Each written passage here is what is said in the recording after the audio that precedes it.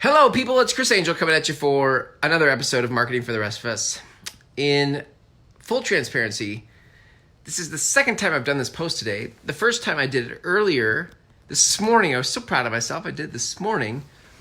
And I did it Facebook Live on my computer. This is on my phone.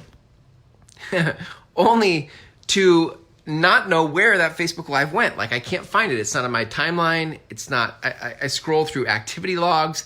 I cannot find episode 330. This is episode 330, and I can't find it anywhere. So I'm doing it again. Why? Because the conversation is that important. This is a really important conversation. And it was so good this morning, but we're going to make it that good the second time around. First of all, I'm going to show you. You are here with me and Ellie. Here's Ellie, the dog, just hanging out. We just finished watching an episode of Boston Legal. And now we're going to do this episode 330. Okay. I want to talk about where to find your tribe. Many people, it is a common exercise now to think about your avatar. Who is my avatar? Who are my people? And it's very common when I ask people, well, who are your people? What I get is, I don't know who my people are. I don't know who my people are. We're so confused about who we're meant to serve. And that's unfortunate because, as I say in my programs, specific people have specific problems. Specific people have specific problems. In other words, if you're going to market to someone, you need to be specific in how you market. You can't speak generic platitudes. You can't speak in cliches and have your audience go, oh my God, you see me, you hear me, you know who I am. When you speak in generalities, your people don't listen to you. So it is very important that you get clear about who your people are. So let's kind of dive into this conversation a little bit to see if we can't figure out where we need to go in order to find who our people really are. Okay, so let's recap a little bit about what I said this morning. In the episode, I cannot find.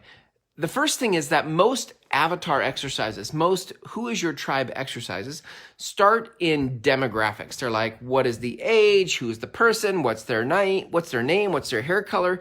They want you to give very specifics about the demographic of who they are. And then we, as the team player that we are, we go through those exercises, we fill out we fill in the blanks, and we're like, oh, my person is 35 to 55, they're a parent, they're in business, they're whatever you say to yourself, right? The problem is, once we get through that exercise, this is true for me, once we get through with that exercise, what happens is it still doesn't feel right. We're like, this isn't quite it. And it's because we're trying to squeeze a square peg in a round hole. Let me say it this way. Let's reverse how it actually works for me. Like, here's what's worked for me. When you start with psychographics, not demographics, when you start with the problems and the pains of your people, not their career, not the industry they're in, not whether they're male or female, not whether they're a parent or not a parent, not how much money they have. When you start with their problems and their pains, things get really clear. So, for example, for me, what I knew was, I knew that my people were in business. So industry aside, I just knew that my people were like me. By the way, most of my people are accidental entrepreneurs. Most of my people did not think from their teenage years that they wanted to be an entrepreneur. They didn't think they wanted to be in business. They didn't know what they wanted to do. My people did not know what they wanted to do. So they got into adulthood. They're like, okay, congratulations, you are now an adult. And they're like, oh my God, what am I supposed to do? And they tried different things, different jobs, and nothing fit. And then some invitation somewhere. It could have been, by the way, it could have been network marketing. It could have been real estate. It could have been, who knows what it could have been. It was some invitation into business. And they're like, oh, I get freedom. Nobody tells me what to do. I can make as much money as I want. Like this was it was like, oh, I guess I'll do that.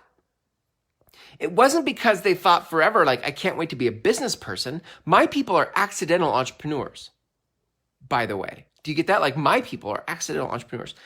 So there is no vertical, there is no industry called accidental entrepreneur. If you were in my tribe, you stumbled into business because it was the most flexible and free way to try to make a living. So if I go there and I start to think about, okay, well, that being said, what are the problems and the pains of my people? Well, my people have never felt like they fit. So if you're an accidental entrepreneur, for example, and you get into business, you're surrounded by people who love business. And you're like, I don't really understand business. I just picked business because it was an easy entry. And so the problems and the pains that come with that choice, that path, is I've been in business for 17 years. I don't know how long you've been in business, but you might feel like you don't fit either. You're like, I don't know. I just don't belong here. I don't belong. My tribe often feels like it doesn't belong. Okay, do you see how that's a psychographic? That is a way we think about things. That is a problem and a pain that haunts us for years. And so when you start to think about who it is you're meant to serve, where I want you to start to look is in the problems and the pains, the existential questions that your people have about their life. They're like, who am I? Where do I fit? I don't fit here. This is what's wrong with me. What's wrong with the world? Do you see, when you start there, it's a faster path to connection. Ultimately, marketing is about connection. Ultimately, if you're in my tribe, ultimately what you're meant to do is help people get on the path they're meant to be on. And so with that, you have to get to the core of what is stopping them from embracing their true purpose. And ultimately, that's problems and pains. So when you're trying to find your ideal audience in marketing and business, it is not industry, it's not demographics, it's psychographics. It's going to the shadow of your people. What do your people have in common existentially? What are the questions they're asking existentially? When you can start to get clear about that, you'll see that you might have people from different industries, right, who are in the same existential question, right? Like, I don't belong here, I don't fit, I don't whatever. And the good news for you is you are your tribe. You have the same existential questions, or had the same existential questions that they have currently. So let's take a second good news. You don't need a certification.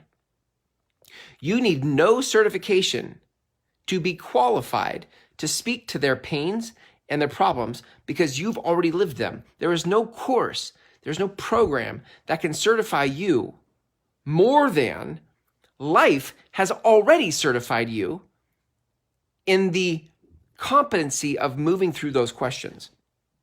That's really important, because many of you are wondering, like, well, who am I to speak? Who am I to say this? Who am I? I'm not an expert. I'm not a professional. I'm not certified. You don't need to be certified by someone else. Life, capital L, life has certified you to speak to others based on what life has taught you, based on how you have navigated through your own problems and pains of life. That's what makes you qualified. And so you can see that to find your audience, to find your niche in business, it is true that the riches are in the niches. Like, for you to really have your marketing land with people, for you to earn the attention of people, for people to take you seriously, you have to speak from a place that resonates. And the only way you can do that is if you get really acquainted with or present to the problems and the pains of your people. And that you have already lived that life, that you have already lived through and come out the other side of those problems and pains, makes you valid, makes you certified by life. Not by somebody else, but by life, you are certified to teach, to speak to lead people, to guide people through their own problems and pains. So how do you find the audience you're meant to serve? How do you find the audience who's warmest to buying your products and services? How do you find the audience who's been looking for you? You need to start putting on loudspeaker the problems and the pains they're dealing with. And again, when what they share in common is the problem and the pain, it's possible that those people have different industries or professions they're a part of. It's possible that some of them are married, some of them are not. It's possible that some of them have kids, some of them don't. Do you see, like, the demographics can change, but the psychographics don't? When you getting in the shadow of people is what makes your content stand out. It's what makes it resonate with people. So let's wrap this up. Where do we look for our audience? Where do we look for our niche or our tribe? We look in the shadow. You are your tribe. You are your tribe. You have already been in the shadows. You have already poked around in the shadows of your life, and you have come to some conclusions about life and how life works. And there are others who are stuck in their shadow who haven't found the answers or light that you have found. And so who is your audience? Your audience are the people who are stuck where you were stuck. This is what makes you qualified. This is what makes you certified. So when you're starting to think about who your audience is, I appreciate all those teachers who are giving you avatar exercises. Let's give them a name. What color is their hair? What is their name? What is their occupation? I appreciate that.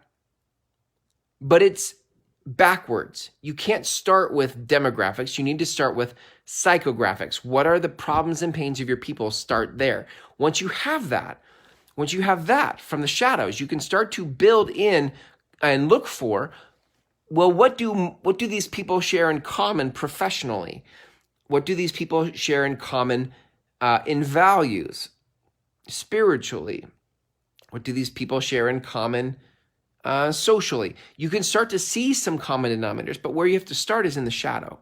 And if you can start there, then you have a chance to feel aligned with your marketing such that every time you show up in a video for marketing, every time you speak from a stage, every time you write a blog post, you feel